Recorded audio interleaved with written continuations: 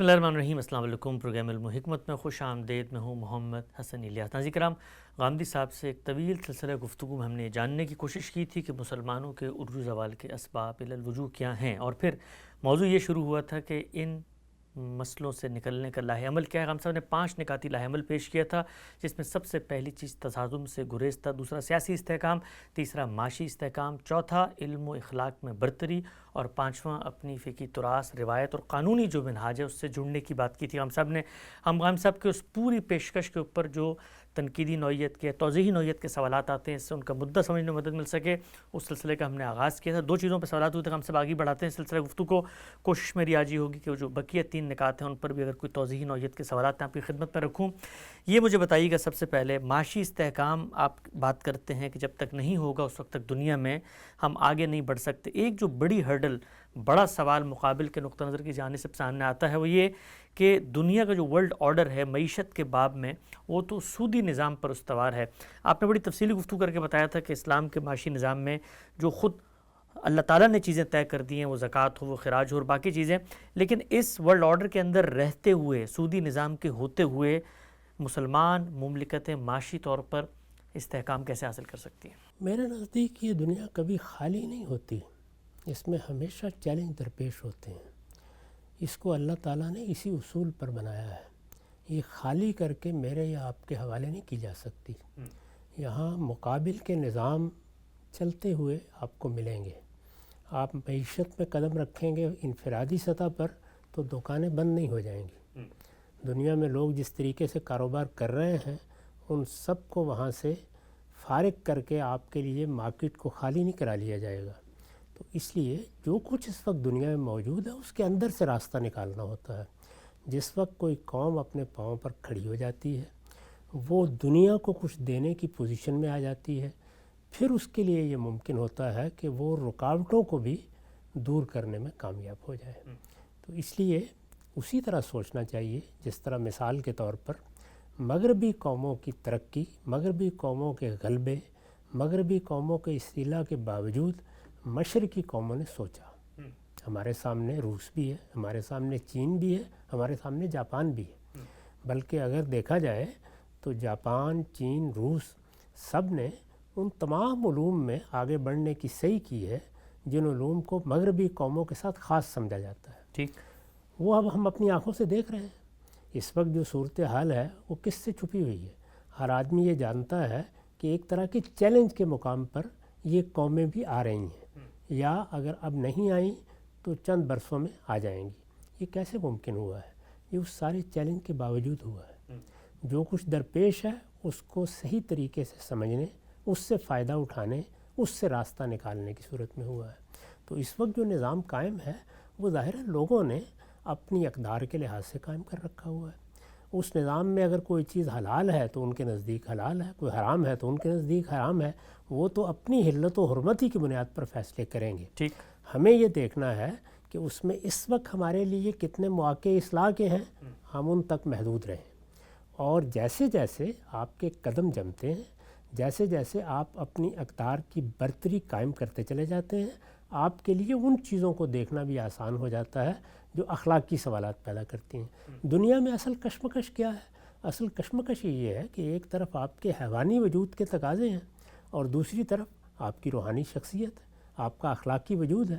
وہ اخلاقی وجود ہے جو یہ چاہتا ہے کہ فلاں چیز صحیح ہے، فلاں چیز غلط ہے، اس کا فیصلہ کیا جائے۔ یعنی یہاں پر بر و اسم کی، نیکی اور خیر کی تمام بحثیں اسی اصول پر ہو رہی ہیں۔ یہ چیز مغرب میں بھی ہے، مشرق میں بھی ہے۔ ہماری 10 چیزیں ایسی ہیں جن کو ہو سکتا ہے مغربی قومیں اپنے اقدار کے لحاظ سے غلط سمجھتی ہیں۔ آزادی، حریت، بات کرنے کے طریقے، مختلف اسالیب، ریاست اور عوام کا باہمی تعلق، اس میں کتنی چیزیں ہیں جس میں ممکن ہے کہ وہ ہم سے چیلنج محسوس کرتے ہوں۔ اور اسی طریقے سے جب ہمارے ہاں بعض لوگوں نے ہتھیار اٹھائے ہیں تو اس کو بھی انہوں نے ایک چیلنج کے طور پر ہی لیا ہے۔ چیلنج کے طور پر لیا ہے تو اس کے نتیجے میں وہ چیز وجود میں آئی ہے جس کو اب ہم اسلاموفوبیا کہتے ہیں۔ یہ ساری چیزیں دنیا کی تاریخ میں ہمیشہ ہوتی ہیں۔ اس لیے میرے نزدیک یہ کوئی تردد کی بات ہی نہیں ہے۔ جو حالات آپ کو میسر ہیں ان میں کھڑے ہونا ہے، اپنے رب پر بھروسہ کرنا ہے، صحیح لائے عمل اختیار کرنا ہے۔ جو آج کر سکتے ہیں وہ آج کرنا ہے، جو کل کرنا ممکن ہوگا وہ کل کرنا ہے۔ میں نے تو ساری گفتگو یہی کی ہے کہ اس وقت جو کچھ میسر ہے اس کو اللہ کی عنایت سمجھیے، اس پر اللہ کا شکر ادا کیجیے، اور اس کو سمجھ کر جان کر اس پر اللہ کا شکر ادا کرتے ہوئے آگے بڑھنے کا لائے عمل بنائیے۔ اور آگے بڑھنے کا لائے عمل ہمیشہ دستیاب حالات میں ہوتا ہے، وہ کبھی بھی اس طرح نہیں ہوتا کہ آپ کے لیے ہر چیز کو بالکل درست کر کے سامنے رکھ دیا۔ نقطہ بالکل واضح ہوا۔ اچھا ہم صاحب اس پوری بحث کے اندر میں چاہتا ہوں خالص دینی جو احکام کی بنیاد پر ایک نقطہ نظر اخذ کیا جاتا ہے اس کو ذرا ریلیٹ کر کے بھی سمجھوں۔ کہا جاتا ہے کہ جب مثال کے طور پہ اسلام نے ایک چیز کو ممنوع قرار دے دیا، حرام قرار دے دیا، یہاں تک کہ ایک تعبیر کے مطابق اللہ تعالیٰ سے جنگ کے مترادف قرار دے دیا، اب یہ کہ میسر موجود حالات جو ہیں ان سے کمپرومائز کر کے آپ نے آگے بڑھنا ہے۔ دینی نقطہ نظر سے اگر کسی چیز کو دین ممنوع سمجھتا ہے اور حالات اس کی موافقت میں نہیں کھڑے ہوئے، عالمی عرف اس کے خلاف کھڑا ہوئے، سروائیول ممکن نہیں ہے، تو مذہب اس طرح کی تبدیلی لانے کو بتدریج چاہتا ہے کہ آپ اس تک پہنچیں، یا ایک چیز کو جب اس نے ممنوع قرار دے دیا ہے تو اب ہم کسی بھی صورت میں اس کے قریب نہیں؟ ایسا کہا جاتا ہے کہ بھئی معیشت ہم بھوکے مر جائیں گے، لیکن اگر سودی نظام پر مبنی معیشت ہوگی تو اس سے ہم نے اپنا قطع تعلق۔ اللہ کے پیغمبر نے تو ایسے نہیں کیا، عرب میں بھی یہ نظام موجود تھا، اس کو آخری زمانے تک نہیں چھیڑا۔ یہ بات کب کہی کہ اگر کسی نے اب لوگوں سے سود کا مطالبہ کیا تو ان کے خلاف ریاست اعلان جنگ کر دے گی، جب اس پوزیشن میں آ گئے۔ اس سے پہلے تو ایسی کوئی بات نہیں تھی، لوگ یہ سارے معاملات کر رہے تھے، مسلمان ہونے والے لوگ بھی اپنے پہلے کاروبار اسی طریقے سے چلا رہے تھے۔ تو اس وجہ سے مذہب کی تعلیم ہی یہی ہے کہ سیاست میں، معیشت میں، معاشرت میں، سماجی معاملات میں ہمیشہ تدریج کا طریقہ اختیار کیا جاتا ہے۔ تو میں نے عرض کیا کہ جو ہم آج کر سکتے ہیں وہ آج کریں گے، اور جو کل کرنے کی پوزیشن ہوں گے کل کریں گے۔ ہمارے دین میں یہ اصول قائم کر دیا گیا ہے کہ لا یکلف اللہ نفسا الا وسعہا۔ اللہ تعالیٰ افراد پر بھی اور قوموں پر بھی اتنی ذمہ داری ڈالتے ہیں اپنی شریعت کے معاملے میں جس کا وہ تحمل کر سکتے ہیں۔ چنانچہ دین میں انفرادی معاملات میں بھی یہ جانتے ہیں آپ کے دو اصول قائم کر دیے گئے ہیں کہ ایجابی احکام میں اگر عسر پیدا ہو جاتا ہے تو لوگوں کے لیے رخصت کے مواقع ہوتے ہیں، اور اگر حرمتوں کے باب میں کوئی ایسی چیز واقع ہوتی ہے تو استرار کا اصول موجود ہے۔ تو یہ ساری چیزیں خود دین میں واضح ہیں۔ یہ تدریج، یہ حکمت، کب کیا معاملہ کرنا ہے، یہ خود قرآن نے ہمیں سکھائی ہے، اللہ کے پیغمبر نے سکھائی ہے۔ لہذا میرے نزدیک اس طرح کے مسائل کی کوئی اہمیت نہیں ہوتی۔ اپنے اخلاقی نقطہ نظر کو قائم رکھنا، اس کو بیان کرنا، اس کو ایک قدر کے طور پر لوگوں کے سامنے پیش کرنا، یہ جو ہمارے ہاں اس طرح کے موضوعات میں جزا فضا کا طریقہ اختیار کر لیا جاتا ہے، یہ قومی زندگی کے لیے بہت ہلاکت کا باعث بنتا ہے۔ جو حالات آپ کو میسر ہیں بالکل درست جائزہ لیں، اس کا درست جائزہ لے کے دیکھیں اس وقت ہم کیا کر سکتے ہیں، کل ہم کیا کریں گے۔ ٹھیک، نقطہ بالکل واضح ہو گیا، آگے بڑھاتے ہیں سلسلہ گفتگو کو۔ اچھا ہم صاحب، یہ معاشی استحکام کے پس منظر میں جو مسلم امت میں پیدا ہوئے، انہوں نے بعض نظاموں کی تائید میں باقاعدہ دینی احکام اور نقطہ نظر کو پیش کر کے دنیا کو یہ باور کرایا کہ اسلام تو ایک خصوصی معاشی نظام میں چاہتا ہے۔ مثال کے طور پہ ہمارے ہاں کچھ ایسی افکار ڈیولپ ہوئے جس میں کہا جاتا ہے کہ بھائی یہ جو سوشلزم ہے یہ اسلام کے جو معاشی اخلاقی تعلیمات ہیں ان سے قریب تر ہے۔ تو اس باب میں استحکام حاصل کرنے کے لیے کیا جو اسلام کی اخلاقی تعلیمات ہیں معیشت کے باب میں، وہ جو موجودہ ہمارے یہاں رائج نظام ہے، سرمایہ دارانہ ہے، سوشل نظام ہے، اس میں سے کسی کی تائید کرتا ہے کیا؟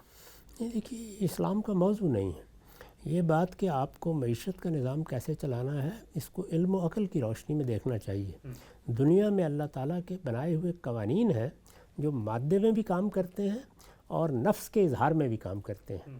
نفس کے اظہار کا مطلب یہ ہے کہ نفس جب دنیا سے متعلق ہوتا ہے، یعنی انسانی شخصیت متعلق ہوتی ہے، تو ایک اس کا شخصی اظہار ہے، ایک اس کا معاشرتی اظہار ہے، سماجی اظہار ہے، معیشت اور سیاست میں اس کا اظہار ہے۔ اسی کو شاہ ولی اللہ ارتفاقات کے لفظ سے تعبیر کرتے ہیں، یعنی نفس کا ظہور کن صورتوں میں ہوتا ہے۔ وہ جن صورتوں میں بھی نفس کا ظہور ہوگا اس کو دیکھا جائے گا کہ اس میں کس جگہ پر ہم اپنی اخلاقی اقدار کے لحاظ سے کوئی مشکل محسوس کرتے ہیں۔ جہاں وہ مشکل سامنے آتی ہے اس کو اس کے حالات کے لحاظ سے دیکھ لیا جاتا ہے۔ یہی طریقہ تمام معاملات میں اختیار کرنا چاہیے۔ جب آپ سیاست میں، معیشت میں، معاشرت میں قدم رکھتے ہیں تو یوں نہیں ہے کہ ایک ایک چیز بنا کے آپ کو دے دی گئی ہے، آپ کے پاس ایک اقدار کا نظام ہے، ایک قدری نقطہ نظر ہے، وہ اخلاق اور حادثہ اخلاقی سے پیدا ہوتا ہے۔ اس کو سامنے رکھ کے اپنے لیے ایک آئیڈیل اور ایک نمونہ بھی سامنے رکھنا چاہیے، یعنی ہمیں کہاں تک پہنچنا ہے۔ یہ جو کہاں تک پہنچنا ہے اس کو ہدف کی حیثیت حاصل ہوتی ہے۔ پہنچنے کا طریقہ کیا اختیار کرنا ہے. ظاہر ہے کہ قدر تو بعض اوقات یکساں ہو سکتی ہے، وہ سوشلزم کے پیش نظر بھی ہو سکتی ہے، وہ کیپٹلزم کے پیش نظر بھی ہو سکتی ہے، وہ فاشزم کے پیش نظر بھی ہو سکتی ہے، اور وہ ایک مسلمان کے یا اس کے دین کے پیش نظر بھی ہو سکتی ہے. یہ بات کہ غریبوں کے معاملات درست ہونے چاہیے، غربت کا خاتمہ ہونا چاہیے. یہ جو سرمایہ اور محنت کی کشمکش ہے، اس میں محنت کو اس کا حقیقی حق ملنا چاہیے. سرمایہ جس طریقے سے ایک سرپلس ویلیو پیدا کر کے اپنی قوت بڑھا لیتا ہے، اس کو لگام دینی چاہیے. یہ ساری جتنی چیزیں ہیں یہ اخلاقی اقدار ہیں، پیش نظر رہ سکتی ہیں. قدری نقطہ نظر سے ان میں سے ہر چیز کو ہدف بنایا جا سکتا ہے. اس وقت کیا کرنا ہے وہی جو آپ کر سکتے ہیں. ٹھیک، نقطہ بالکل واضح ہو گیا. آگے بڑھاتے ہیں. اچھا ہم صاحب، معاشی استحکام کے لیے دنیا میں اس چیز کو اب قبول کر لیا گیا ہے کہ آپ کی ریاست میں مرد اور عورت دونوں معاشی سرگرمیوں کا حصہ بنتے ہیں. جدید جو ترقی یافتہ ماڈل ہیں ان میں نظر آتا ہے عورتیں بھی آگے بڑھتی ہیں، تعلیم حاصل کرتی ہیں اور عملی طور پر معیشت کو آگے بڑھانے میں مددگار ہوتی ہیں. اتنی بڑی تعداد آبادی کی اللہ تعالیٰ نے جو تناسب رکھا ہے اس میں یہ ہو نہیں سکتا کہ معیشت کی دوڑ میں ایک جنس کو پیچھے رکھا جائے. تو مسلمانوں کو جب معاشی استحکام حاصل کرنا کی راہ پر وہ چلیں گے تو اس میں پھر عورتوں کو باقاعدہ معیشت کی اس دوڑ میں انہیں شریک کرنا پڑے گا. ہم نے خود دیکھا وہ ممالک کہ جنہوں نے معاشی طور پہ استحکام حاصل کیا وہاں پر عورتیں باقاعدہ معیشت کا پہیہ چلانے میں ایک کارآمد فریق کے طور پہ شامل ہوئیں. تو اس میں کیا جو ہمارا جو دینی نقطہ نظر ہے خواتین سے متعلق، ان کی کچھ ذمہ داریاں ہیں بچوں کی، گھر در کی، تو پھر اس پر کیا کمپرومائز کر کے ہم معاشی استحکام کے لیے خواتین کو وہاں آگے لے کر آئیں گے؟ یہ بات میں کبھی سمجھ نہیں سکا کہ وہ دینی نقطہ نظر ہے. یعنی یہ تو انسانی فطرت کا اقتضا ہے. جی، اللہ تعالیٰ نے جو مرد و عورت میں فرق رکھے ہیں وہ اس کی فطرت میں رکھ دیے ہیں. وہ جسمانی بھی ہیں، وہ نفسیاتی بھی ہیں، اور وہ قدری بھی ہیں. یہ فرق محسوس ہے، معلوم و معروف ہے. ٹھیک. ان کی بنیاد پر ہی انسانی معاشرے میں وہ معاہدات وجود میں آتے ہیں جو معاشرت کی بنیاد بنتے ہیں، سیاست کی بنیاد بنتے ہیں، معیشت کی بنیاد بنتے ہیں. ایسا دنیا میں کبھی بھی نہیں ہوا کہ لوگوں نے عورت کو اٹھا کر کہیں بند کر دیا ہو. یہ در حقیقت تعامل کا ایک تاریخی عمل ہے جس میں یہ دیکھتے ہیں کہ کیا صورتحال ہو سکتی ہے جس میں ہم ایک دوسرے کا ہاتھ بٹانے کے قابل ہو جائیں. اب دیکھیں نا، مثلا اولاد ہے، اولاد اور ماں باپ کے تعلق کی ایک نوعیت ہے، قبیلے اور قبیلے کے ایک فرد کے تعلق کی ایک نوعیت ہے. یہ ہمیشہ حالات سے چیزیں پیدا ہوتی ہیں، اور اس میں وہی بات ہے کہ کبھی باقاعدہ معاہدے وجود میں آ جاتے ہیں، کبھی ان ریٹن معاہدے ہوتے ہیں. یہ معاہدات ہیں جو در حقیقت انسانی فطرت کے ظہور کو ایک عرف میں بدل دیتے ہیں. جب وہ عرف میں تبدیل ہو جاتا ہے تو بعض اوقات صدیوں تک اس میں کوئی تغیر کرنے کی ضرورت محسوس نہیں ہوتی. تو یوں کہنا چاہیے کہ انسان نے اپنے تعامل کے نتیجے میں جو سماج پیدا کیا، جو معاشرت پیدا کی، جو ایک دوسرے کے لیے کام کے مواقع پیدا کیے یا ایک دوسرے کے حدود کار طے کیے، وہ عرف بن چکے تھے. اسلام نے اس عرف کو نہیں چھیڑا، وہ جس طرح موجود تھا اسی طرح موجود تھا. اس معاہدے کو مان کر لوگوں کو اخلاقی اور قدری پہلوؤں کی طرف توجہ دلائی. یعنی اگر یہ طے ہو گیا ہوا ہے کہ مرد نے ذمہ داری اٹھانی ہے، معاشی جدوجہد وہ کرے گا، کما کر وہ لائے گا، اخراجات وہ پورے کرے گا، نان و نفقہ اس کا کام ہے. یہ اگر طے ہے تو پھر عورت کو کیا رویہ اختیار کرنا چاہیے، یہ اسلام بتائے گا، یہ اخلاقیات بتائے گی، یہ ایک فلسفی اور حکیم بھی بتائے گا، یہ عقل عام کی بنیاد پر بھی آپ اور میں بھی بتائیں گے. یہ صورتحال ہے جو اللہ تعالیٰ نے اپنے دین پہ اختیار کی ہے. لہٰذا موجودہ زمانے کے حالات خود طے کر لیں گے کہ عورتوں کو کیا کرنا ہے، مردوں کو کیا کرنا ہے. یہ دیکھیے کہ آریہ ورت ہے، اس میں سماج نے انسانوں کے درمیان ایک تفریق پیدا کر دی تھی. یعنی یہ طبقہ ہے جو مذہبی ذمہ داریاں انجام دے گا، یہ طبقہ ہے جو ریاست کا، ملک کا، قوم کا دفاع کرے گا، یہ طبقہ ہے جس کا کام ہی یہ ہے کہ وہ کھیتوں میں جائے گا، ہل چلائے گا، پیداواری ضرورتوں کو پورا کرے گا، یہ طبقہ ہے جس کا کام خدام کی حیثیت سے ذمہ داریاں انجام دینا ہے. تو یہ کیا کوئی نظام ہے؟ ظاہر ہے کہ یہ نظام ایسا نہیں ہے کہ کسی وید میں لکھا ہوا ہے کہ اس کے نتیجے میں اس کو ہر حال میں لوگوں نے قبول کرنا ہے. وقت، زمانہ، حالات اس کو ظہور پذیر کر دیتے ہیں. اس لیے میرے نزدیک دنیا کو سمجھنا چاہیے. دنیا میں پہلے باہمی تعامل سے اور ضرورتوں سے اور حالات کے تقاضے سے کوئی عرف وجود میں آتا ہے.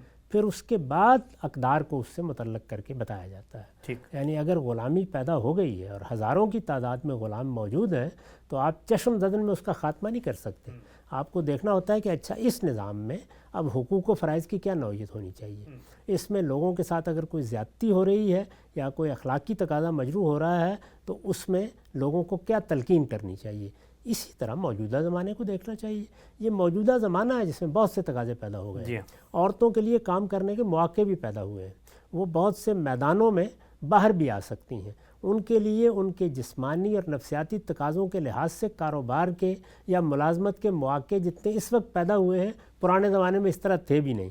اس کے نتیجے میں آپ سے آپ ضرورتیں فیصلہ کریں گی. اسلام نے کوئی منفی رویہ نہیں اپنایا, کوئی طریقے طے نہیں کر دیے, کسی چیز کا لوگوں کو پابند نہیں کر دیا.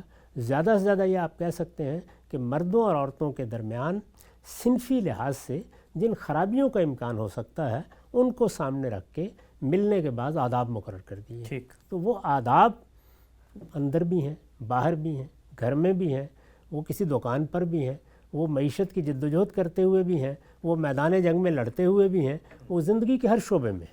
یعنی ان آداب کا لحاظ رکھنا تو ہر حال میں ضروری ہوگا. لیکن یہ کہ کوئی میدان طے کر دیا گیا ہے, کوئی لائحہ عمل مرتب کر دیا گیا ہے, یہ متعین کر دیا گیا ہے کہ شودروں کو یہی کام کرنا ہے اور ویش کو یہی کام کرنا ہے, ایسا بالکل بھی نہیں ہے. اس چیز کو اللہ تعالیٰ نے انسانوں کے تجربات پر چھوڑا ہے.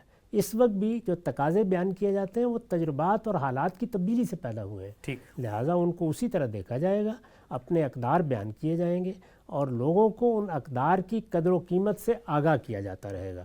اقدار کا تعلق بہرحال زندگی کے ہر شعبے سے ہے, وہ سیاست سے بھی ہے, معیشت سے بھی ہے, معاشرت سے بھی ہے. وہ تو عورتوں کو بھی بتائے جائیں گے, مردوں کو بھی بتائے جائیں گے, لیکن ان کو آپس کے معاملات کے لیے معاہدہ کس طرح وجود میں لانا ہے یہ ظاہر ہے کہ زمانہ, حالات, تغیرات طے کرتے ہیں ہمیشہ. اور اس میں کچھ تبدیلیاں آ رہی ہیں, کچھ تبدیلیاں شاید مستقبل میں اس سے بھی بڑی آئیں. ان تبدیلیوں کو بھی سامنے رکھ کے ہم یہ دیکھیں گے کہ اب معاہدے کی نوعیت کیا ہے اور دین میں جو ہدایات کی گئی ہیں ان کا ریشنل ان سے کس طرح متعلق ہوتا ہے. وہ اگر اسی طرح قائم ہے تو احکام بھی اسی طرح قائم ہے, اور اگر اس میں کوئی تغیر آیا ہے تو اللہ تعالیٰ نے اس کے لیے خود رہنمائی کر دی ہوتی ہے کہ اب اس کے ساتھ کیا معاملہ کرنا ہے. نقطہ بالکل واضح ہو گیا. غام صاحب آگے بڑھاتے ہیں. اس پوری ڈیبیٹ کے اوپر جو کچھ غام صاحب نے بھی 5 نکاتی لائحہ عمل دیا تھا, کچھ ہمیں عملی سوالات بھی موصول ہوئے ہیں. انہی تینوں چیزوں سے متعلق غام صاحب ایک کر کے آپ کی خدمت میں رکھتا ہوں. خاتمے سے پہلے یہ پوچھا گیا ہے کہ دنیا میں معاشی استحکام فری مارکیٹ اکانومی کے ساتھ جڑ چکا ہے. اس کے مقابل میں فیوڈل سسٹم ہے جو فری مارکیٹ اکانومی کا رستہ روکتا ہے. تو کیا معاشی استحکام کے لیے فیوڈل سسٹم کو ختم کرنا ناگزیر ہے آپ کی نظر میں؟ یہ بات یہ ہے کہ فیوڈل سسٹم اب اس طریقے سے رہا بھی نہیں. مغرب میں وہ ایک اور طریقے سے ختم ہوا, ہمارے ہاں بھی اس کی نوعیت وہ نہیں رہی ہے. چند علاقے ہیں, زیادہ سے زیادہ آپ بر صغیر کو سامنے رکھ کے کوئی رائے قائم کر سکتے ہیں, لیکن عالم اسلام بر صغیر تو نہیں ہے. جی ہاں. اس میں جزیرہ نما عرب بھی ہے, ترکی بھی ہے, اس میں ترکی ملیشیا بھی ہے, اس میں ملیشیا بھی ہے, انڈونیشیا بھی ہے. ہم نے وہ سب جگہیں دیکھی ہیں تو یہ معلوم ہے کہ اس میں کیا کیا چیزیں تغیر و تبدل کی نظر ہو چکی ہیں. یہ تغیرات دنیا میں ہمیشہ ہوتے رہتے ہیں. یہ جو اصول ہے کہ فلاں چیز کو ختم کرنا ہے, میرے نزدیک چیزیں کبھی ختم نہیں ہوتی, ریپلیس ہوتی. آپ کو اصل میں ہمیشہ ریپلیس کرنا ہوتا ہے, اور یہ تدریجی عمل ہے.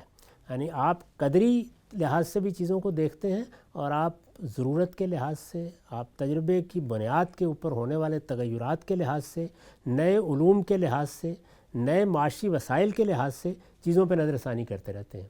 اب یہ دیکھ لیجئے کہ بڑی بڑی ذمہ داریاں ہیں, ان کے لیے ہم جب آنکھ کھول رہے تھے تو سوائے اس کے کوئی راستہ ہی نظر نہیں آتا تھا کہ اس میں مزارعین کی ایک بڑی تعداد بھرتی کر لی جائے. موجودہ زمانے میں اتنے تغیرات آ گئے ہیں کہ آپ فی الواقع بڑے بڑے فارم یہاں موجود ہیں, جا کے ان کو دیکھیے, یہی ضرورت ہے آپ کی. تو یہ سب چیزیں وقت کے ساتھ, حالات کے ساتھ تبدیل ہو جاتی ہیں. روزانہ ہم اس موضوع پر مضامین پڑھتے ہیں کہ جب انڈسٹریل ریولوشن ہوا تو اس نے کیا تغیرات پیدا کر دیے. اب ہمارے ہاں انفارمیشن ٹیکنالوجی نے کیا زمین و آسمان میں انقلاب برپا کر دیا ہے. اس وقت یعنی چند برس پہلے, چند برس بھی شاید ابھی نہیں ہوئے, یہ جو ہمارے ہاں آرٹیفیشل انٹیلیجنس ہے, مصنوعی ذہانت ہے, اس نے کیا تغیرات پیدا کی ہیں. ہم نے اپنی آنکھوں کے ساتھ دیکھا کہ کاتب حضرات کس طریقے سے 50-50, 100-100 کی تعداد میں ایک اخبار میں ملازم ہوتے تھے. کیا اب بھی وہی صورتحال ہے؟ کمپیوٹر کی ایجاد نے کیا تغیرات پیدا کیے ہیں. تو اصل میں یہ جو وسائل ذرائع ہیں ان میں جیسے ہی تبدیلیاں آتی ہیں اس سے زمین و آسمان تبدیل ہو جاتا ہے. یہ تبدیلیاں ہیں جو کسی چیز کے خاتمے کا ذریعہ بنتی ہیں. ان کو اگر آپ احکام کے ذریعے سے ختم کرنا چاہیں تو بعض اوقات سوسائٹی کے نظم کو آپ مختل کر بیٹھتے ہیں اور اس کا نتیجہ سوائے اس کی کچھ نہیں نکلتا کہ پھر 150 سال تک کسی قوم کو اس کی قیمت ادا کرنی پڑتی ہے. یہ بالکل وہی چیز ہے جو ایک زمانے میں ہمارے یہاں سوشلزم کا نعرہ لگا کر صنعتوں کو ذاتی تحویل سے نکال لینے میں ہوا. اس کا نتیجہ کیا نکلا؟ اس طرح کے معاملات کبھی بھی نہیں کرنے چاہیے. سوسائٹی جس جگہ آپ کو ملتی ہے اس کو وہاں سے قبول کر لیجئے. اس کو قبول کر کے دیکھیے کہ اس میں اخلاقی اقدار کن تغیرات کا تقاضا کرتی ہیں. اخلاقی اقدار کبھی قانون کا سہارا نہیں لیتی. وہ اپنے استدلال کی بنیاد پر، اپنی روح کی بنیاد پر، انسانی فطرت میں اپنے مقام کی بنیاد پر پیش کی جاتی ہیں. ان سے بہت سے تغیرات پیدا ہوتے ہیں. وہ تغیرات ہمیشہ تلقین نصیحت کا تقاضا کرتے ہیں. یعنی اگر دانشور اور اگر اچھی اقدار کے حاملین اور اگر سیاستدان خود ان اقدار کے علمبردار بنیں گے تو وہ سوسائٹی میں بھی اسی طریقے سے نفوذ کر جائیں گی. تجربات سے جو تغیرات آنے ہوتے ہیں ان کو روکا ہی نہیں جا سکتا. اسی طرح نئے آلات پیدا ہو جائیں گے، وہ خود اپنے لیے راستہ نکال لیں گے. اصل چیز یہ ہے کہ جب یہ چیزیں آئیں تو ان کے راستے میں مصنوعی رکاوٹیں کھڑے کرنے کے بجائے ہر تغیر کا استقبال کیا جائے، اور جب استقبال کیا جائے تو اپنے قدری پیمانے لے کے استقبال کیا جائے. یعنی آپ کے پاس اخلاقی اصول کیا ہیں؟ اخلاقی اصولوں کی حاکمیت قیامت تک برقرار رہنی ہے. وہی مذہب کی اساس ہے. اگر آپ مذہب کو انسانی فطرت میں تلاش کرنے کے لیے جائیں گے تو آپ کو یا خالق کا تصور ملے گا یا خیر و شر کا تصور ملے گا. یہیں سے بنیاد اٹھائی جائے گی. تو یہ تو وہ حقائق ہیں جو ہر حال میں موجود ہیں.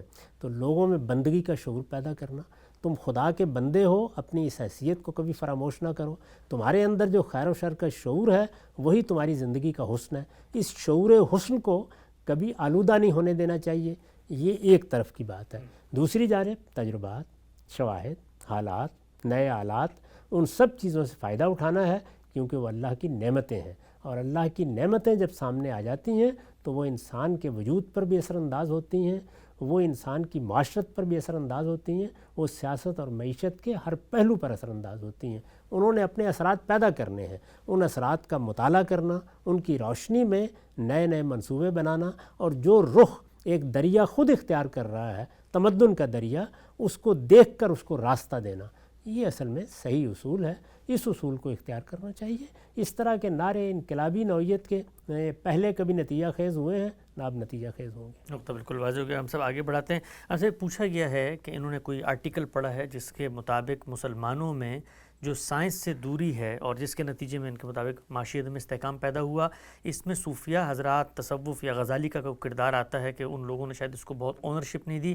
اس پر آپ کا کیا نقطہ نظر ہے کہ معاشی استحکام اگر ہم حاصل کرنا چاہتے ہیں تو کچھ سوسائٹی میں نیریٹیوز بھی موجود ہیں، دینی نیریٹیوز بھی ہیں جو اس کی راہ میں رکاوٹ بنتے ہیں، تو کیا اس طرح کا معاملہ ہوا ہے ہمارے؟ ایسے معاملات ہر معاشرے میں ہوتے ہیں. بہت سے نیریٹیو، بلکہ میگا نیریٹیو ہیں جو لوگوں کے افکار، خیالات پر اثر انداز ہو جاتے ہیں.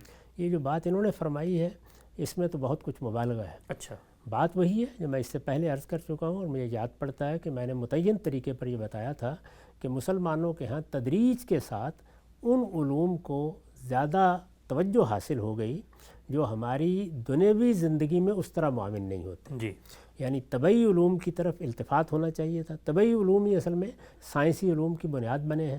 اسی کے نتیجے میں آپ زندگی کی سہولتیں پیدا کرتے ہیں، اسی سے نئے آلات وجود میں آتے ہیں، اسی سے نئی ایجادات ہم نے خود اپنی آنکھوں سے دیکھ لیا ہے اور وہ کیسے اثر انداز ہوتی ہیں. اس معاملے میں غفلت ہوئی. اور دوسرے یہ ہے کہ فلسفہ اور تصوف یہ لوگوں کے لیے سوسائٹی میں مقام حاصل کرنے کا ذریعہ بنتے چلے گئے. ظاہر ہے کہ جو چیز یہ حیثیت اختیار کر لے، ذہانتیں اور اباکرہ اس کی طرف متوجہ ہونا شروع ہو جاتے ہیں. تو اس طرح کے عوامل دنیا کی ہر قوم کے ساتھ پیش آتے ہیں. ان کا مرثیہ پڑھتے رہنا، انہی کا نوحہ پڑھتے ہوئے لوگوں کو متوجہ کرنے کی کوئی ضرورت نہیں ہے. اس وقت کی صورتحال کیا ہے اس کا بالکل حقیقت پسندانہ جائزہ لیں. اس کا جائزہ لینے کے بعد جو چیزیں آج ضروری ہیں ان کے فروغ کی کوشش کرنی چاہیے. ہمارے لیے سائنسی علوم کو پڑھنا ضروری ہے، اس میں درک حاصل کرنا ضروری ہے، اس میں آگے بڑھ کر مختلف چیزوں کو اپنی گرفت میں لینا ضروری ہے. میں عرض کر رہا ہوں کہ مشرقی قوموں نے یہ سب آپ کے سامنے کر کے دکھا دیا ہے. چنانچہ یہ تو ہر حال میں ہونا ہے. یہ اللہ تعالیٰ کی بنائی ہوئی سنت ہے یہی کار فرما ہے اس دنیا کے اندر۔ اسی طریقے سے ہم بہرحال ایک مذہب کے ماننے والے ہیں، وہ مذہب کے ماننا ہمارے لیے کوئی ثقافتی مسئلہ نہیں ہے، وہ ہمارے ایمان کا، ہمارے یقین کا مسئلہ ہے۔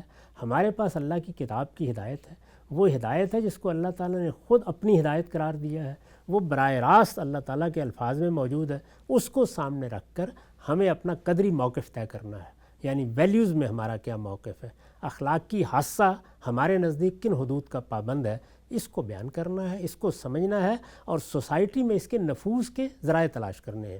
ایک کام قدری ہے، وہ بھی ان لوگوں کو کرنا ہے جو اس فن سے، اس علم سے دلچسپی رکھتے ہیں، اور دوسری جانب تجربات کی دنیا ہے، انسان اس سے سیکھتا ہے۔ اسی طرح دنیا میں اگر مختلف قوموں نے کچھ چیزیں دریافت کر لی ہیں، کچھ چیزیں ان کے ہاں متعین ہو گئی ہیں، کچھ تجربات سے گزر گئی ہیں، تو ہر ایک کو دوسرے کے تجربات سے فائدہ اٹھانا چاہیے۔ دنیا اسی طریقے سے کام کرتی ہے۔ خود مغربی قوموں کو مسلمانوں نے یونانی علوم منتقل کیے ہیں، اس لحاظ سے ایک کنٹریبیوشن ان کا ہے، ایک کنٹریبیوشن اب موجودہ مغربی قوموں کا ہے۔ اس کو انسانیت کے سفر میں دیکھنا چاہیے۔ اگر اس کو ہمیشہ مخاصمت کے نقطہ نظر سے دیکھا جائے گا تو سوائے اس کے کچھ نہیں ہے کہ آخر میں آپ ٹھنڈی آہیں بھریں گے اور تو کچھ بھی حاصل نہیں ہوگا۔ اس کو مسابقت کے نقطہ نظر سے دیکھنا چاہیے۔ مسابقت اپنی ذات میں ایک اچھا عمل ہے، یعنی آپ نے جائزہ لیا، آپ نے دیکھا، آپ نے جانا کیا چیز اپنانے کی ہے، کیا اختیار کرنے کی ہے، اور میرے قدری وجود سے کیا چیز ہم آہنگ ہے، یہ فیصلے کرنے اور بیدار دل کے ساتھ یہ فیصلے کرنے، یہ در حقیقت انسانیت کے لیے صحیح لایا عمل ہے۔ پوچھا یہ گیا ہے کہ آپ نے علم اور اخلاق میں برتری کی بات کی، اس میں ہمیں آگے بڑھنا ہے، اس سے خود ہمارا وجود، تشخص، اللہ کی جو برکات ہیں، اور پھر دنیا کا ہم پر اعتماد بحال ہوگا۔ یہ کہتے ہیں کہ اس میں جو پہلا سٹیپ ہے وہ ان کے نقطہ نظر کے مطابق تعلیمی نظام کو بہتر کرنا ہے۔ تعلیمی نظام کے اندر ہم جس وقت تک اس چیز کو مرکز اور محور نہیں بنائیں گے کہ آپ کا اخلاقی وجود بلند تر ہو، کیونکہ جو کچھ ہم سب اب تک ہمارے خود ارد گرد نظر آتا ہے وہ تو کیریئر اورینٹیشن ہے، آپ نے کوئی ہنر سیکھ کر آگے بڑھ کر نوکری حاصل کر کے معاشی طور پر خود مختار ہو جانا ہے۔ تربیت کا فقدان ہے، پورے تعلیمی نظام میں کوئی سررشتہ نہیں ہے، تو ان کے مطابق تعلیمی نظام کو ایک نکاتی ایجنڈے پر جمع کر کر آگے بڑھنا پڑے گا کہ ہم نے بچوں کی شخصیت اور اخلاقی تربیت کرنی ہے۔ ظاہر ہے اس کے بغیر تو کوئی چارہ نہیں ہے، کیونکہ آپ کے والدین جب بچے کو اپنی آغوش میں لیتے ہیں تو ان کی شخصیت منتقل ہوتی ہے، ان کے اطوار منتقل ہوتے ہیں، ان کے اقدار منتقل ہوتے ہیں۔ بچہ ابتدا میں ان سے سیکھتا ہے، پھر وہ اساتذہ کے سپرد کر دیا جاتا ہے۔ یہی دنیا میں قدیم سے چلتا ہوا نظام ہے، آ رہا ہے۔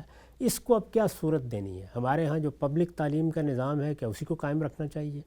کیا انسان کی انفرادی تربیت کا نظام جو قدیم دور میں بڑی اہمیت کا حامل رہا ہے، اس کو اس کے ساتھ آمیز کر دینا چاہیے؟ اسی طرح ہنر مندی یا سلیقہ سیکھنا، کام کرنے کے ذرائع پیدا کرنا، کیا اس کو عمومی تعلیم کا حصہ رہنا چاہیے یا اس کو الگ کر دینا چاہیے؟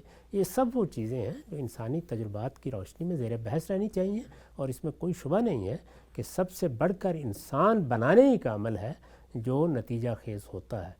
اگر آپ نے انسان بنانے کے عمل میں صحیح طریقہ اختیار کر لیا ہے اور اس میں کوئی مصنوعی نوعیت کی چیزیں انسان کی شخصیت میں داخل نہیں کی، اس کی فطرت کو پہچانا ہے، اس کے تقاضوں کو پہچانا ہے، اس کے لحاظ سے اس کی تعلیم و تربیت کا اہتمام کیا ہے، تو آپ بہتر قوم پیدا کریں گے۔ سوال یہ پوچھا گیا ہے کہ جو ہمارا مسلم لاء کا ٹریڈیشن ہے اس میں تو مختلف مکاتب فکر بنے اور پھر دینی طبقات، تو کامن لاء یا سول لاء پر تو کسی ریاست کے شہریوں کا اتفاق ممکن ہو جاتا ہے کیونکہ وہ ان کے دینی نظریات سے نہیں پھوٹا ہوا۔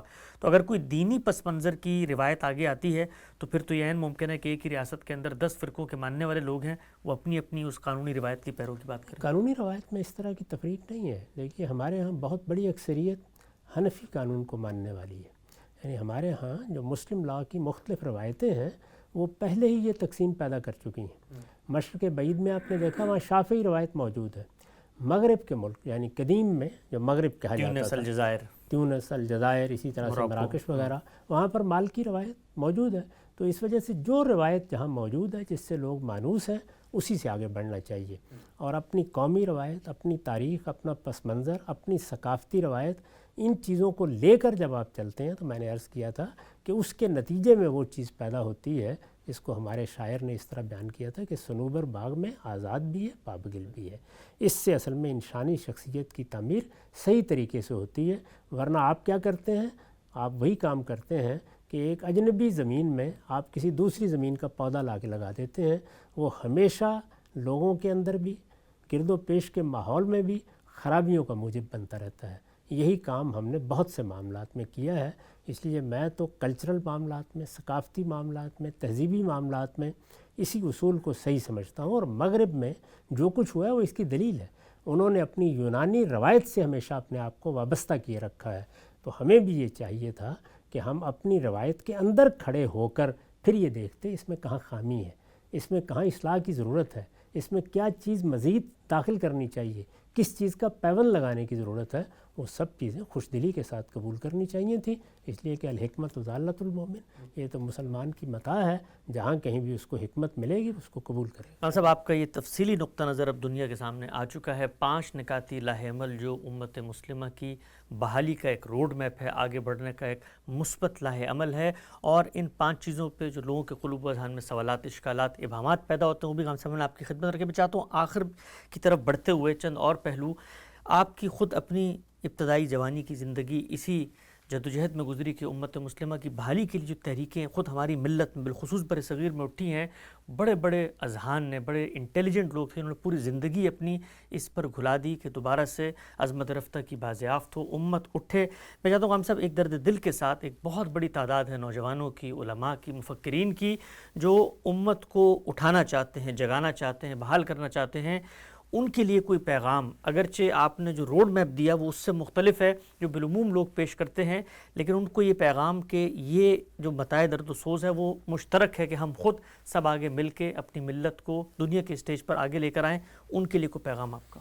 ایک فطری جذبے کا اظہار ہے۔ میں اگر اپنا ایک خاندان رکھتا ہوں، اپنی ایک برادری رکھتا ہوں، میرا ایک گھر ہے، میری ایک معاشرت ہے، میں یہ چاہوں گا کہ وہ اپنے پاؤں پر کھڑے ہوں، میں یہ چاہوں گا کہ وہ ترقی کریں، میری یہ آرزو ہوگی کہ اس میں کوئی کردار ادا کر سکتا ہوں تو اسے دریغ نہ کروں۔ یہی معاملہ قوم کا ہے، یہی معاملہ امت کا ہے۔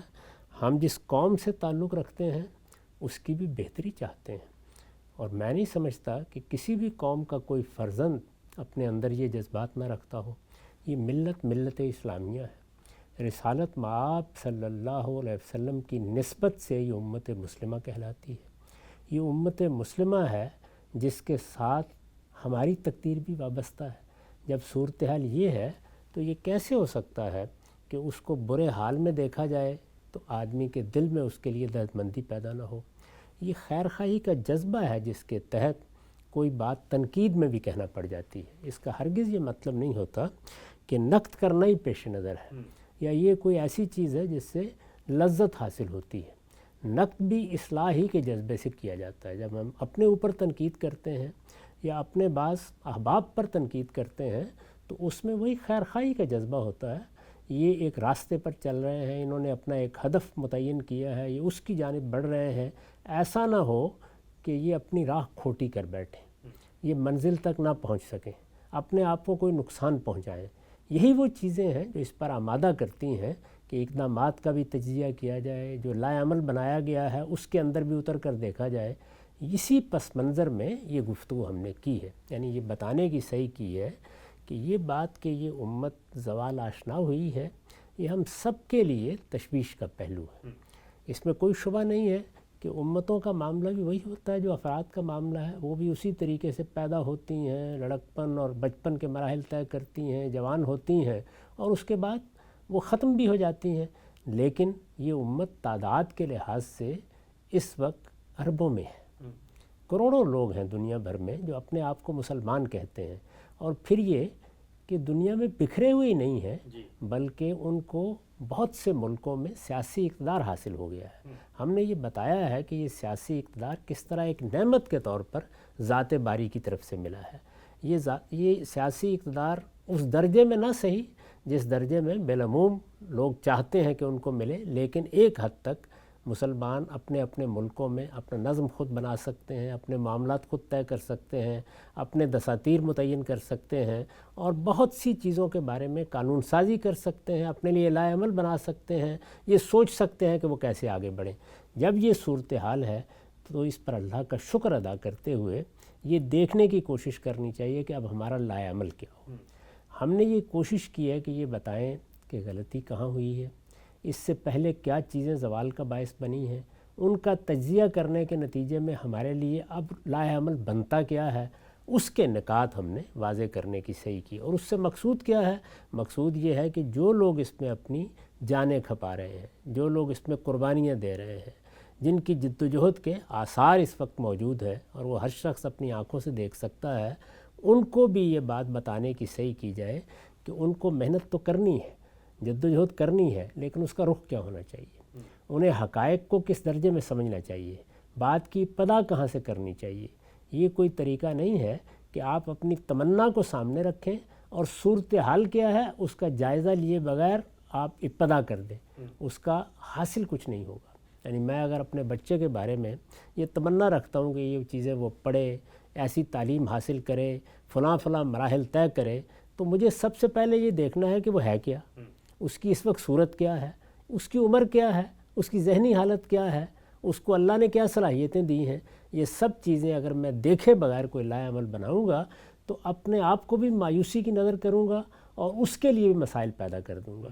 ہمارے ہاں عام طور پر جذبے کا اظہار ہو جاتا ہے، لیکن ان چیزوں کے اندر اتر کر ان کو سمجھنے کے طریقے اختیار نہیں کیے جاتے، اور یہی بات بالعموم کہی جاتی ہے کہ بس یہ جذبہ چاہیے اور ہمت چاہیے اور غیرت چاہیے اور اپنی عزت کا پاس چاہیے، ہم اٹھیں گے تو یہ کر دیں گے وہ کر دیں گے۔ ہم نے بتایا ہے کہ اس میں پے در پے ناکامیاں ہوئی ہیں، لہٰذا صحیح لائحہ عمل یہی ہوگا کہ وہ یہ بات سمجھیں کہ ابتدا کہاں سے کرنی ہے، یہ سمجھیں کہ اس وقت صورتحال کیا ہے، یہ سمجھیں کہ دنیا کے اندر اس وقت کیا تغیرات اور تبدیلیاں آ چکی ہیں، یہ سمجھیں کہ مقابلہ کن قوتوں سے ہے، اس میں کھڑے ہو کر اپنے لیے ایک لائحہ عمل بنائیں۔